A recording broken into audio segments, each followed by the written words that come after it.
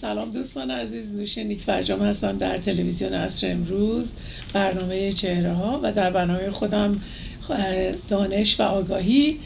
امیدوارم که هر جای دنیا که هستین خوب و خوش و سرحال و سلامت باشین. من امروز یک مهمون بسیار نازنین دارم، خانم میترا خورمیان. سلام هر شد. Wonderful to see you. Thank you. مرسی که اومدی عزیزم. Thank you for having me. مرسی. میترا یه خانومیه که اینجا بزرگ شده و انگلیسی برنامه‌مون رو باز اجرا میکنیم. از همتون عذر میخوام اگر براتون سخته، ولی چون که برای مهمون من انگلیسی حرف زدن راحت تره و مطالبی که صحبت میکنیم انقدر مهمه که من نمیخوام ترجمه بکنم، وقت برنامه رو میگیره. برای همین برنامه‌مون از حالا به بعد به انگلیسی خواهد بود. ایشون یه دونه شما کانترکتر هستن ولی عکاس هم هستند و بودن. فعلا تا اینجاشو بدونین. بقیه برنامه ما داریم راجع به یه برنامه من شروع کردم راجع به هوموسکشوالیتی که یه مقدار آگاهی بیشتر بدیم به مردم. در نتیجه با ایشون در این مورد صحبت خواهم کرد. بازم پوزش میطلبم اگر برنامه به انگلیسیه و شما ناراحت میشین. اگر دوست دارین راجع به این برنامه ها به فارسی صحبت بشه، خواهش میکنم که به ما خبر بدین. خیلی ممنون. So میترا جون، welcome. Thank you. Thank you again. سعی میکنم که فارسی صحبت کنم. نه it's okay. Don't worry. Okay. They're gonna forgive me. Okay. Anyway, I've known you, 15 years? I think it's been 15 years. Okay. Before I read your bio, just to our audience, when I met Mitra at the party, I looked at her and I said, I know you. And we didn't know each other, but she looked like her sister that I had known through a family friend, family. So I think we clicked from the beginning. Yeah. That was my feeling. It was instant. I really liked you from the beginning. Likewise, it was instant. Yeah. So I'm very happy that you're here. I'm going to read your bio, and then we're going to start asking you questions. Okay. And my left eye is going to be tearing because I probably have makeup or something in it. So I apologize for keep drying my eye.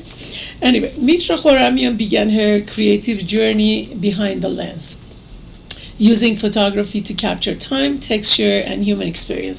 I think you showed me some of your work before. Yeah. That same eye for detail and composition eventually found a new medium, construction. And I remember your dad was in that business too, right? My dad was an architect and he was a general contractor. Okay. Yeah. So with 27 years of hands-on experience as a licensed general contractor, she has built a career turning plans into built environments, managing complex job sites, coordinating trades, and delivering high-level residential projects.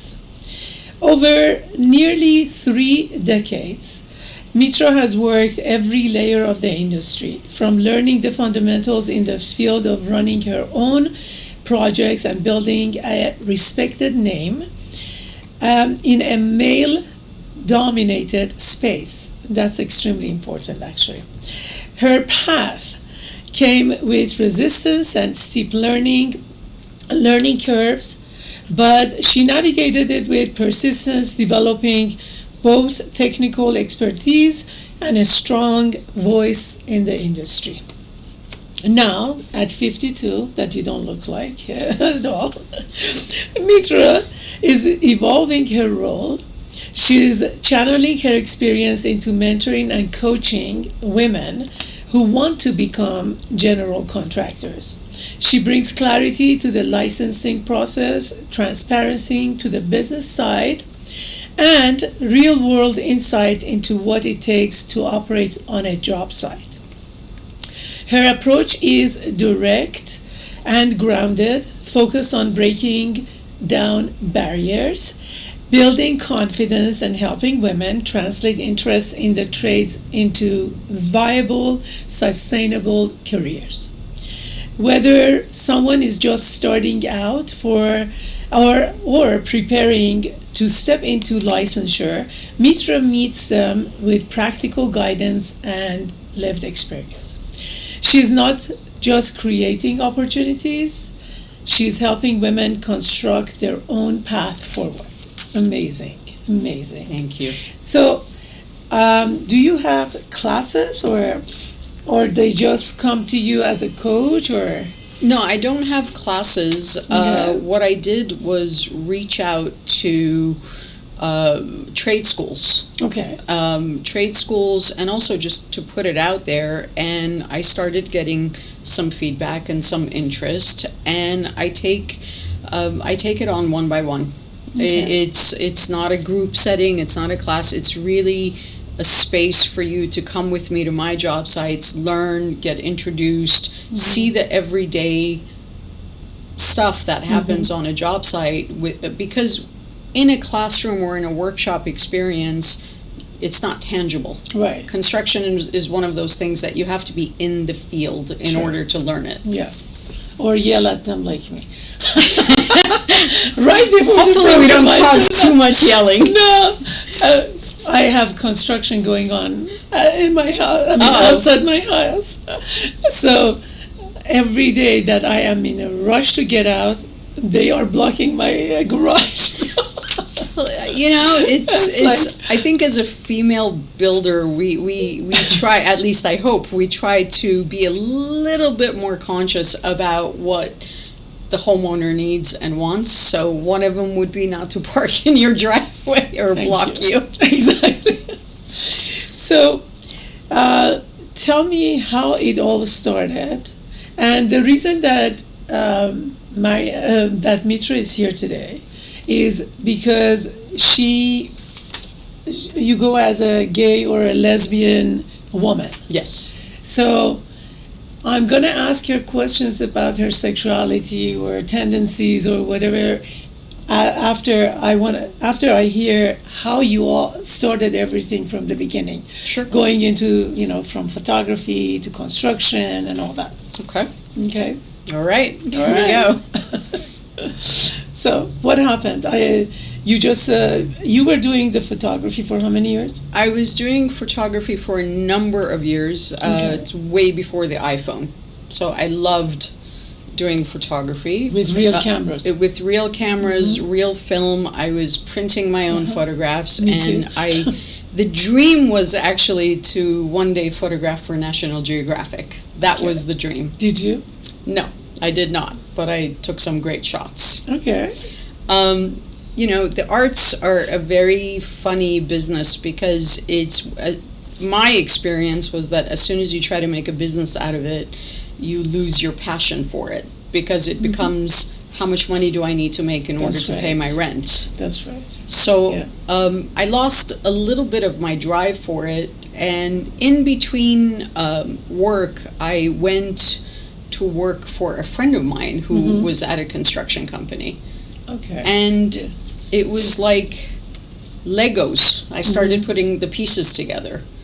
And one of the things that was really apparent was, the thing that's missing in construction is transparency and communication. Those were two very easy pieces for me to fill. So as long as you're communicating to the client and as long as you're transparent, then it was just easy to figure out. And the other thing was that, when I mentioned that to my father, he said, absolutely not. You please do not do this. This is the last thing that you want to do. Right. So that even inspired me more because I wanted to prove that I could do it. That's right. But you never studied architecture or anything? I don't do architecture. No, but you didn't study anything in that No, I studied communication. Okay. With a minor in journalism. And life led me in a different direction. So did you work with your dad eventually or not? I eventually worked with my dad, which I think it was one of the single greatest experiences because it molded the two worlds together. You know, the architecture and construction, they're hands-on. It's an old world trade, if you will. And I think bringing me into it with the technology and with the way I wanted to go about it, and with him giving me that foundation to learn, was one of the best experiences of my life. We fought, we definitely fought, but it was respectful. It was mutual. It was an understanding that we're both trying to bring together two very different worlds. And you were successful. Yes. Yeah. So when he passed away, you took over his company, or this is your company? This is my company. Okay. My dad had essentially had retired from large projects, but still wanted to work, and there was an opportunity for us to work together. So we decided to work together. Okay. Yeah. I really liked your dad too. He was a good and guy. And your mom, I love her. Thank you. So let me ask you some questions about your sexuality. Sure. So, in a culture where family reputation and community perception carries so much weight, what did you feel you were risking when you came out, and what, if anything, did you feel you might lose? But before you answer that, when did you find out that you have tendencies to the same sex, not the opposite sex? Well, I knew I was different since probably consciously at the age of 11, 12. I knew there was something different about me, but I just didn't have context to say that I'm gay or I'm not or any of that. I didn't have that language. I didn't have that upbringing. In high school, it became a little bit more relevant, because even though I didn't know, I knew that there was, again, something different, because I would formulate these like close friendships with friends, and when they would go out on a date with a guy, I would get upset, and I didn't understand why. Okay.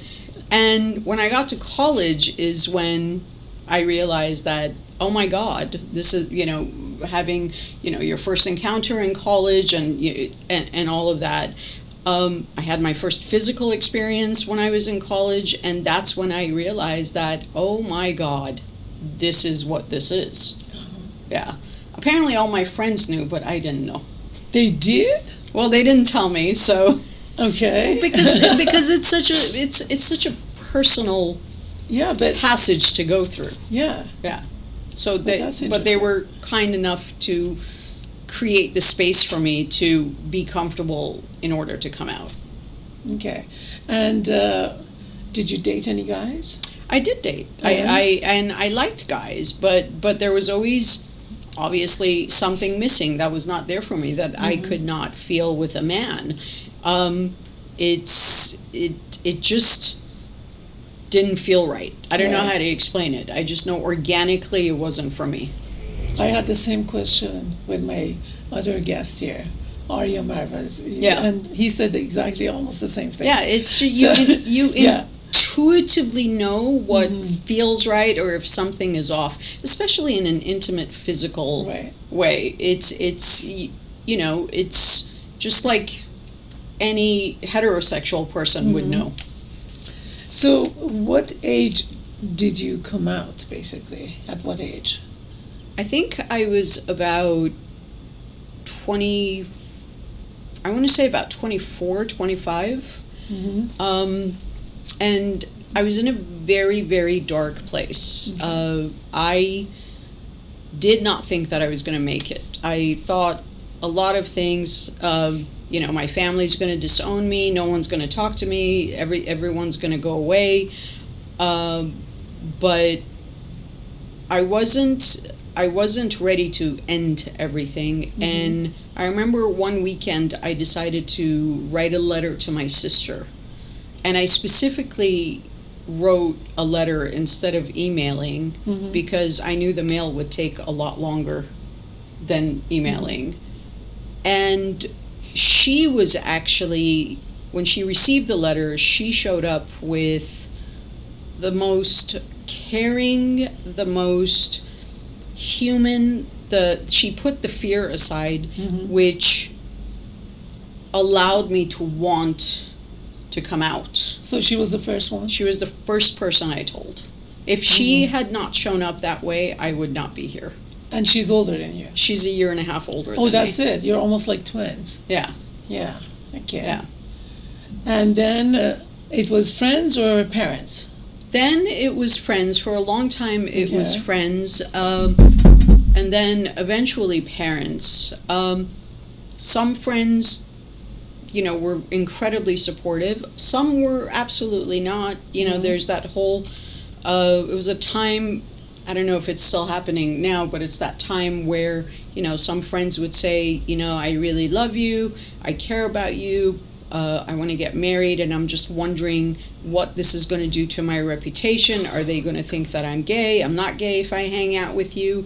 So there was a lot of maneuvering and loss and hurt and understanding through that situation. It was because I hadn't changed as a person. I'm gay. But as I started seeing some friends kind of leave and not be comfortable around me, it became apparent that not everybody is going to be understanding of my sexuality. So they didn't invite you to their weddings? Some did, afraid. Some didn't. Oh my God. It was definitely a journey. There's a lot of pain, but there was also a lot of good friends who stood and who just took me in and open arms, no questions asked. I think I had the best of both worlds because both of those circumstances taught me how I want to handle my life. That's right. So when you told your parents, which one was more acceptive? I think my dad. I never had a conversation personally with him. It was just kind of understood. I remember my mom and I talking, and she just, she was saying how maybe this is a phase. She didn't know what to do with it because it was all so new. And I remember for years when, at that time Ellen was DeGeneres. Ellen DeGeneres she had her own show, and I remember I kept putting the show on for us to see, and I remember my mom would say, "خب چرا انقدر بعد اعلام کنه?" Why should they announce it? Why does she have to announce it? Right. And it would bother me. It would bother me, but but eventually when I came out and I explained to her that as a gay woman, we ourselves are trying to get comfortable in who we are because we've been closeted or wanted to be in the closet for such a long time. And so being Iranian Jewish, Iranian, that's another thing. Yeah, it's I've got the Iranian part, I've got the Jewish part. I'm like, okay.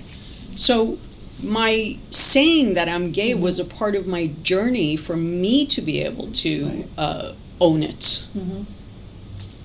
But to their credit, my mom and dad sought the help of workshops, therapists, whatever that they went through in order to support me. And I never heard of that actually in our culture, that yes, they had a hard time with it, but to their credit, they went and sought help in order to learn how to support me. This is amazing. It is amazing. Yeah, because as I told you before the program, actually I am invited to go to a support group next Monday. Yeah. For parents. Yeah. And they have been doing that for a few years. So I think it's an incredible. Yeah, I want to see what's going on. Yeah. And, how we can help other parents to accept this fact that this is my son or daughter, and this is the way they're going to be living this time in life. Yeah. Because our love for our kids is not going to change. because of their sexuality, I hope. Correct, and there are some stories that I heard. Yeah. It's. I think I consider myself as one of the lucky ones.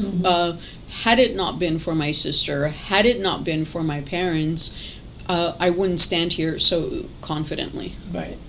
Did your sister ever say that I knew something was different with you, or no? Nothing. No. She just my accepted friends. it. My friend said it, not my sister. She just blindly accepted it, which is a testament to her compassion and understanding. Yeah, and I know she has older kids right now. Correct. Because her kids are my kids' age. Yeah. And how did you come out to the kids? I didn't come out to the kids. They just knew. Okay. It was just an understanding in our family. I never made an announcement to my niece and nephew, but if it came up in conversation, I didn't hide it. Okay. Are you in a relationship right now? No, I'm looking. Again? Sorry. I'm looking. Whoever I bring to this program is looking, so it's like, should put us all in the same room and see what happens. It's so interesting. But if or when you were in a relationship and you were going to your sisters or they were coming to you and you had a lady there instead of a guy, a man, did you have to explain, or they just accepted it as... I was very open. They were open. I had a girlfriend, an ex-girlfriend, who came with me to a couple of weddings, Shabbat dinners. She was very much integrated into the family. I mean, what's interesting is that I learned that all my parents and all my family wanted was for me to be with a good person with a solid foundation. Nothing was different than any other person. It was very much integrated and not hidden, but it took a while to get there. I wouldn't just bring anybody home. It had to be the right person. I don't, unless I'm serious about someone, I don't take them home. No, of course. Yeah. It's just like these days everybody a lot of people, couples, they live together. So, yeah. I'm very much, it's funny, I'm very much a traditionalist. I'm a very traditional girl that way. So you're not going to move in with your girlfriend or partner unless there is... unless I know I'm serious. Yeah. I'm not just going to move in. Okay. No. It's just not, it's not that I don't believe in it, it's just not me. Okay. All right. Good to know. For people who are available. So let's go now to the question. Yeah. In a culture where family reputation and community perception carry on so much weight, what did you feel you were risking when you came out, and what, if anything, did you think that you were going to lose? I thought I was going to lose my family and friends when I came out. It wasn't... like I said, I was in a very dark place. Right. I thought I was going to risk everything to the point where there were moments where I thought I was going to end my life.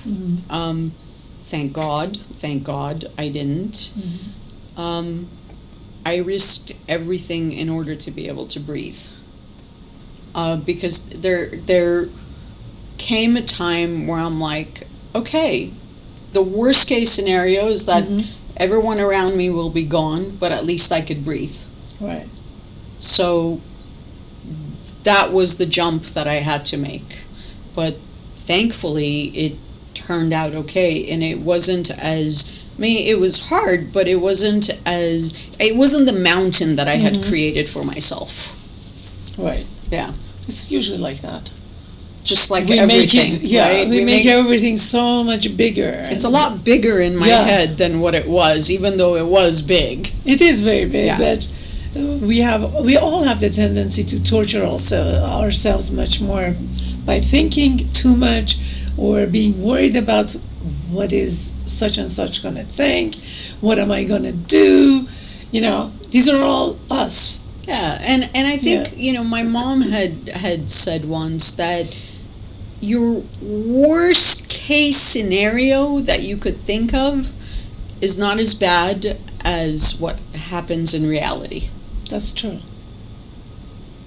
That's what eventually got me through that. That, okay, the worst case scenario for me is that I'm going to lose everything and everyone's going to be out of my life because they never want to see me again. I'm like, okay. Was there any time that you were like ashamed, or like you didn't want to go somewhere because you felt, oh, I don't want to go there because they're going to have judgment, or anything negative that comes to your mind? They're ashamed as far as who I was, no. But ashamed that I was different is something that I, had to deal with. I didn't want to be different than anybody else. But you're not different. Now I know that. Yeah. Yeah. I mean, we talked about it on the phone too. It's like, no. But I could say this in hindsight. Yeah. It's the wonderful thing about getting older is that some wisdom comes along with it. God willing. Yeah. Some, not all. It was more of, I don't want to be different than everybody else. If my friends are behaving this way, if my cousins are behaving this way, I want to fit in. And I simply didn't fit in because of a number of things. And that's what I was trying to hide. I wanted to fit in. What are the number of things, if you can give us a couple examples? What do you mean? That you said, by the number of things that you felt that you... I'm very, I'm very much a person who likes to talk and debate and talk politics and stuff like that. I'm very open about my sexuality and like having those hard conversations. I'm very much a person who likes to have a good time and kid around, and the circle of friends that I had at the time was very much, and it's also the age group, was about, okay, we're going to go out on dates, we're going to, khasagari, this, that, and I was not in that. I was not a part of that world. So there were differences that caused separation between my Persian friends and myself.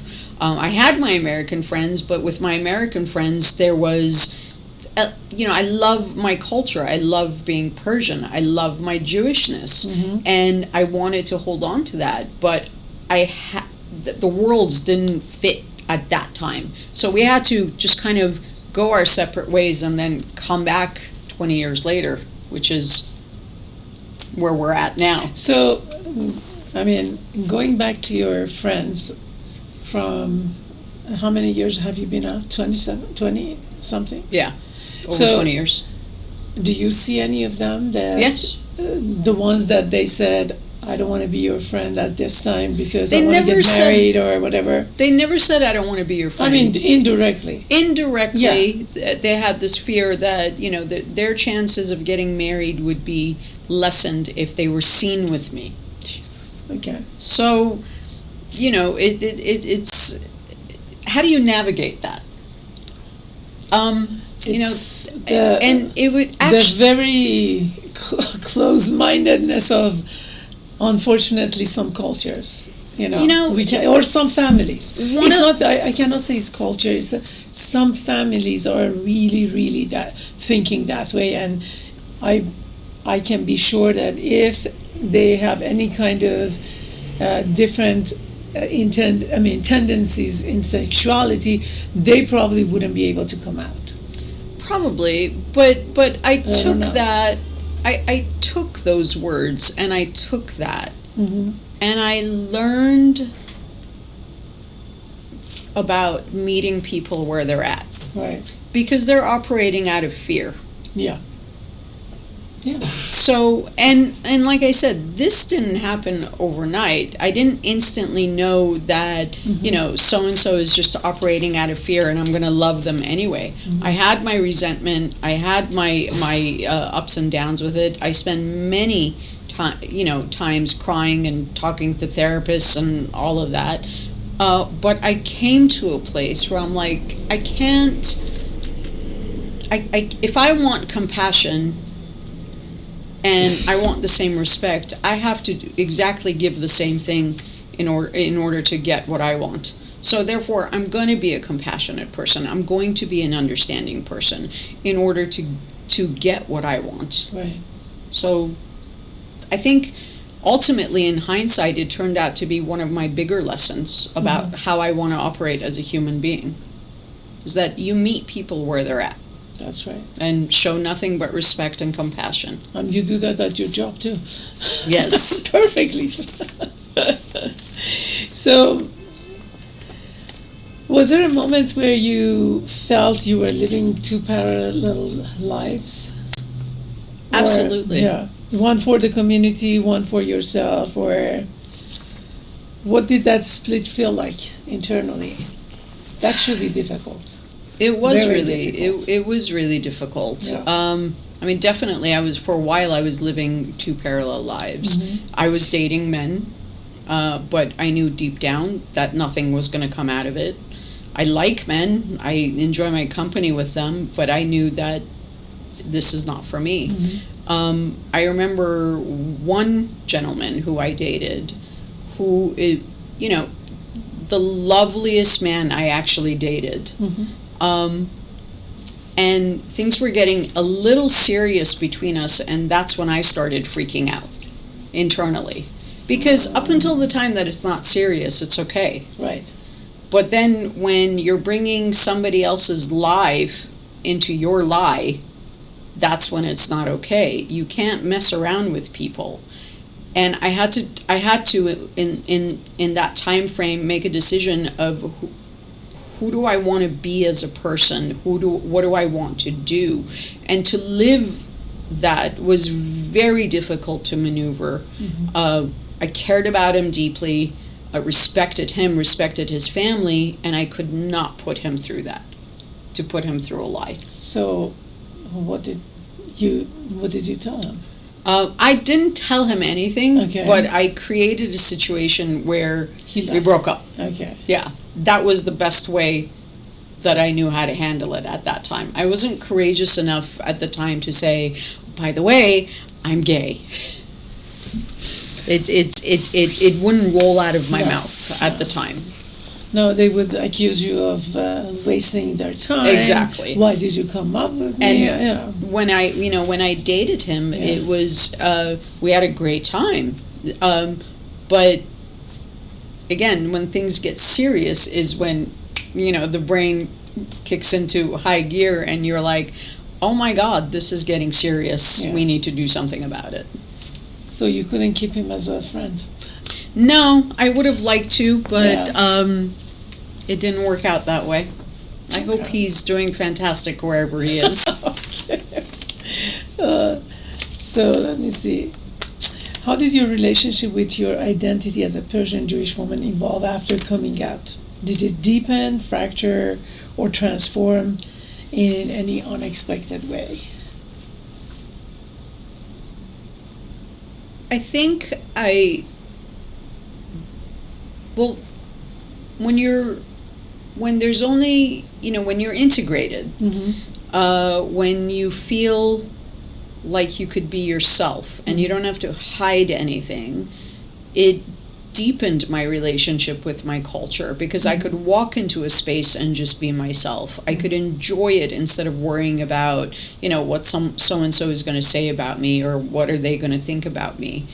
With my Jewish culture, it didn't really have an effect on me. Okay. I wasn't, how do I say this? I was always proud being Jewish, but I never thought about it. It was just something that's a part of me. We would do Shabbat dinners and the high holy holidays and all of that. But it was just not something that I thought about until October 7th happened. Oh. And that became important to me, where now if I do want, if I meet someone, I would prefer for them to be Jewish. That became important to me. So that was difficult to maneuver and handle, because a lot of things you don't know. That's right. You just don't know until something comes up. Yeah, something happens like Yeah. that. Yeah, it's tough. It's very tough.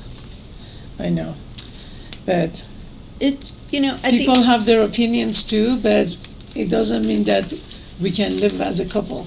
exactly. It's going to be very difficult. And there's a lot of like labels in our community. There's are you Jewish? Are you not? Are you Republican? Are you Democrat? Are you gay? Are you straight? Are you this? Are you that?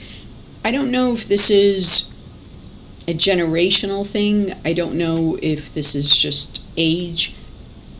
I don't like labels. Right. I think the more labels we have, the more it takes away from our oneness. That's true. So at the end of the day, I think we're all just human, and we just want to be under one umbrella. I know it's going to take a lot of time to get there, Yeah. but we're getting there.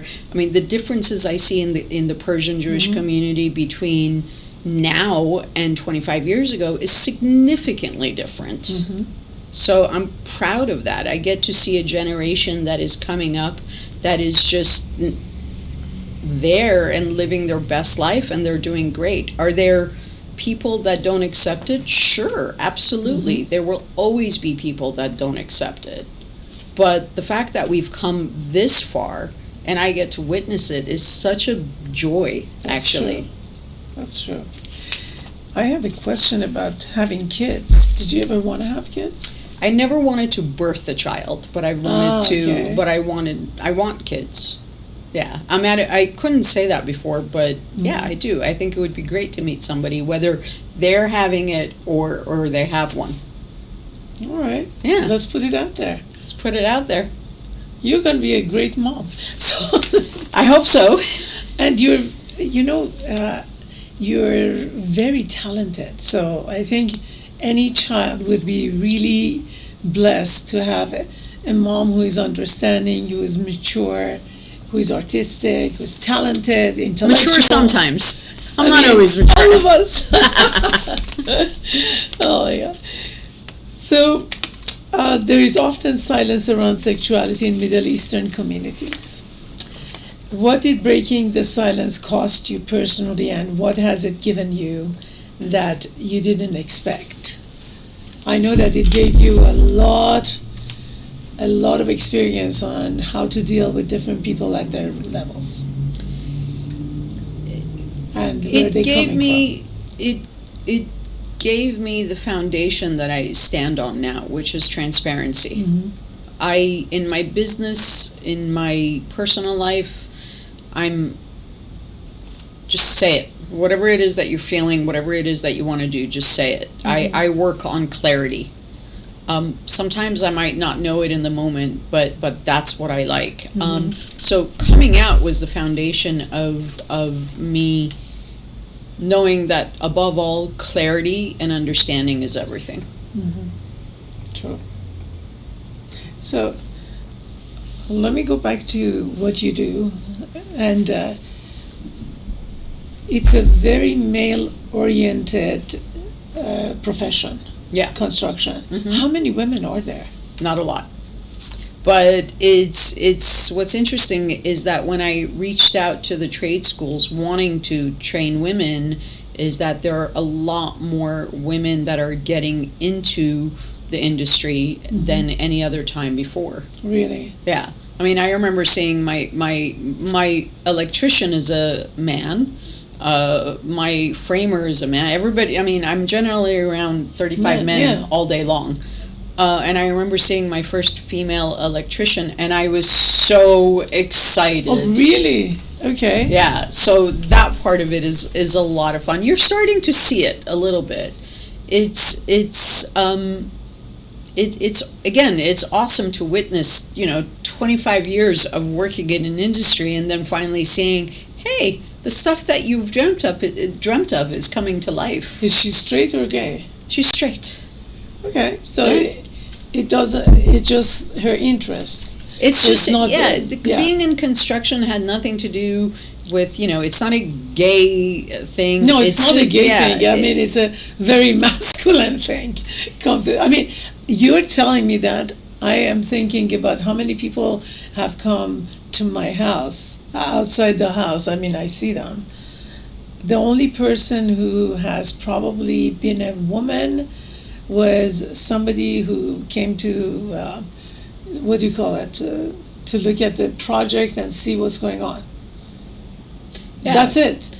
Yeah, it's to approve everything. It's maybe a project manager, maybe an something. architect. I don't even know what she was doing. But I think the trades are really, really interesting because we've always had this stigma that because it's a heavy duty, the lifting, the concrete, it's not what a woman does normally. Right. But do you do all of those? I did. I learned. You learned. I learned. Do you do them? Or I did. You have people I dug some ditches. I mixed concrete. I got electrocuted one time. It was fun. It was like having 20 cups of coffee at the same time.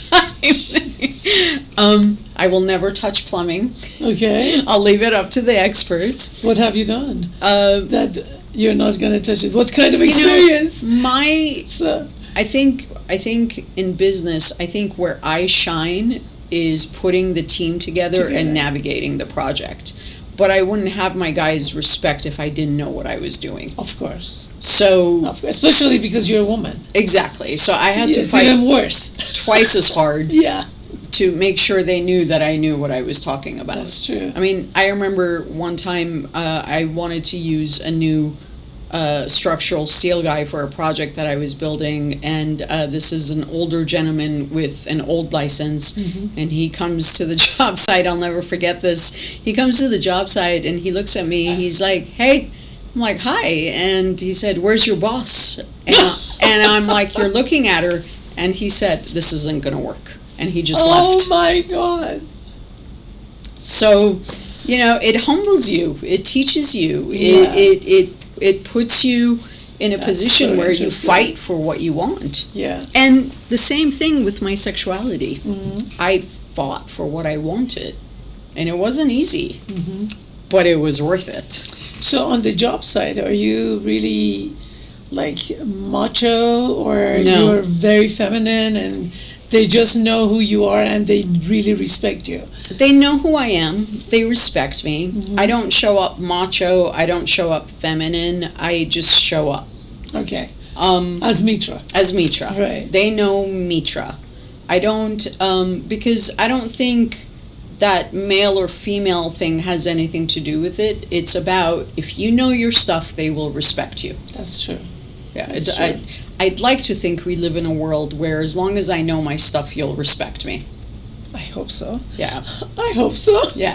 I mean, I know so, but I hope so too. Because you never know, just like that gentleman. Sure. I mean, there will always be some people that will not accept it. But I mean, it's like my husband, he doesn't accept anybody who is not MD, a doctor.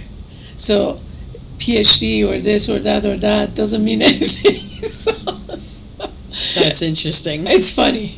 I need to talk to him. I know. It's really funny. I mean, he was telling me something about, actually, this is off our subject, but the mentality is something that a lot of people do have. I mean, I don't have it, so I don't understand it. Sure. But like a physical therapist, I just found that actually it's funny that physical therapists, when they go to school for 3 days, they get their doctorate. I didn't know that takes 3 years. But somebody told him that if you have a problem, there's a doctor here, Dr. such and such, and he said if she or he is not an MD, I don't believe that they're a doctor. I said, are you serious? That was cute. But that was funny. We do, I mean, I'm pretty sure in your line of business, if they know Mitra is a woman,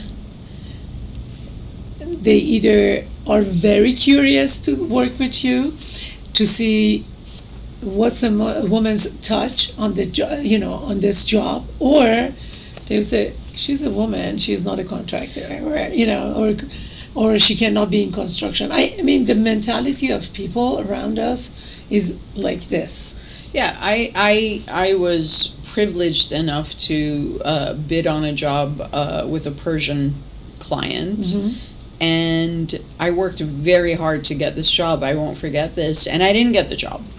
And I called him up. I'm like, just out of curiosity, I would appreciate the feedback. Was my price too high? What is the story here? He's like, no.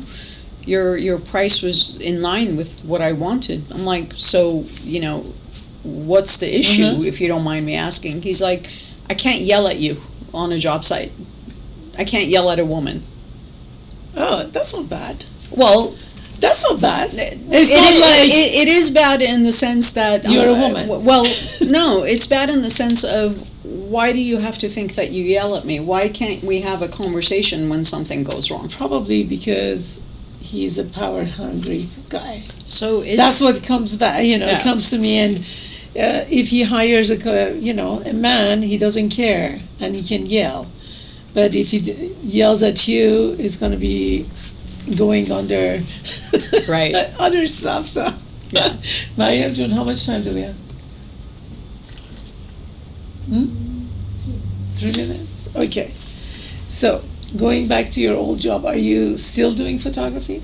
I am. I'm doing, I think, some of my best work right now, but artistically, for myself, it's what quiets my mind. It's so... Anything that's worthy for the National Geographic, or not yet? Not National Geographic, but I am putting an idea together of doing a photography exhibit of phenomenal women. Ah. So it's women that have been through something, meaning that everybody has a story. Of course. And everybody could inspire somebody. Yeah. And as the years have gone by, I noticed that, our sofre, if you will, has gotten smaller and smaller. And I would love it as a child when I would hear, stories from my uncles, stories from my aunties, and these incredible stories out of Iran, out of Israel, out of all of these places, and they would share and we would talk about them, and those stories just got less and less and less over the years. And I thought, how cool would it be to photograph women, ordinary women. They haven't done anything extraordinary, but they're extraordinary themselves, and talk about a lesson or a thing that they've learned or something they have done that maybe can inspire another woman. That is amazing. So that's what I'm playing with right now. All right. Yeah. I'm looking forward to it. Maybe you'll be in it. Thank you. Phenomenal women. Thank you. There's another thing. Thinking about giving a photography book out, like of your work? No. Photography for me has always been the way I express myself when I didn't have the words. Exhibit, yes, but book, no. Okay. I don't know. I will be in that exhibit. Absolutely. Right. Thank you so much. I think we're getting unfortunately, to the end of the program. But let's see if you can come back. I would love to anytime. For your exhibit, and if we can have you and your mom back.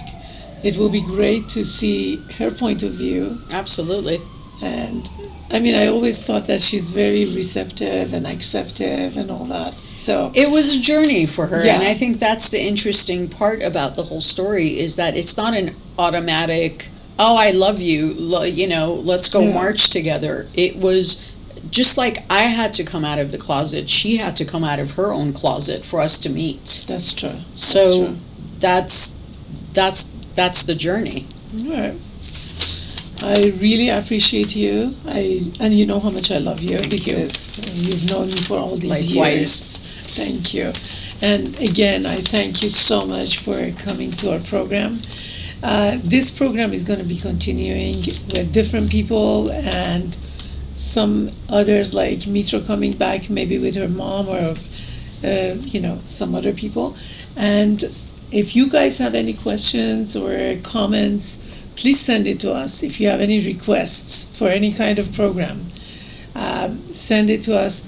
And I will, I'm continuing different things this month through mid-June. So after that, I can accept any suggestions that our viewers would like to have. So it's Mother's Day coming. Yes. So I wish all the mothers and mother figures a very happy Mother's Day. Happy Mother's Day to your mommy. Thank you. And everybody else over there. And looking forward to seeing all of you next week. Have a beautiful weekend.